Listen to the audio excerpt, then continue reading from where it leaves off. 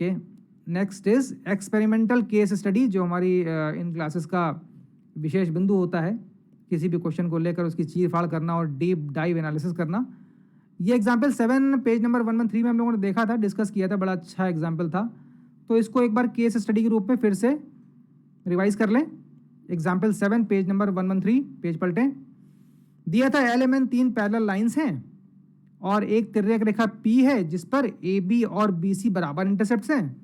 तो प्रूव करना होगा कि दूसरी कोई तिर्यक रेखा ट्रांसवर्सल Q ली तो उस पर भी बनने वाले इंटरसेप्ट DE और EF भी बराबर होंगे। ये हमको प्रूव करना है। इस एग्जाम्पल में हमने इसे प्रूव किया था, उस प्रूफ को हम लोगों ने क्लास में डिटेल में डिस्कस किया था और वहाँ पे ये चर्चा भी हुई थी कि the result holds good for any number of parallel lines not just 3।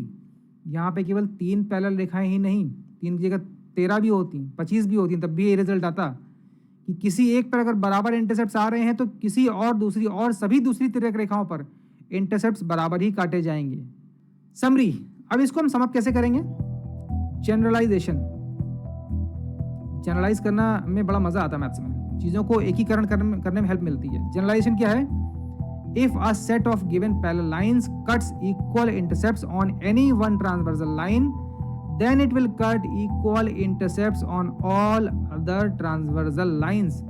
अगर एक पे इंटरसेप्ट बराबर आ गए एक तिर्यक रेखा पे, फिर सारे पे ही बराबर आएंगे।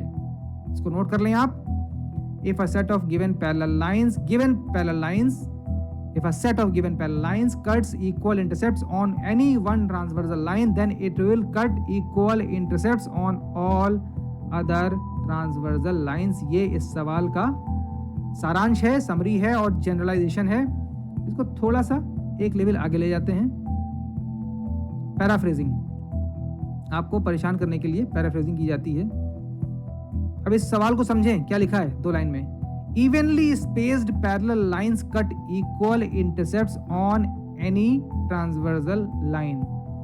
जब स्कूल में प्रार्थना में खड़े होते हो आप लोग तो लाइन में कतार में खड़े किए जाते हो ना, इवनली स्पेस्ड, बराबर दूरी पे खड़े किए जाते हो। Evenly spaced parallel lines cut equal intercepts on any transversal line. Evenly spaced का मतलब क्या होता है और इवनली स्पेस्ड पैरेलल लाइंस कैसी दिखेंगी, सोचिए और इस पैराफ्रेजिंग को समझिए और इसको प्रूव कीजिए या इन्फर कीजिए या ट्रू फॉल्स एक्सप्लेन कीजिए।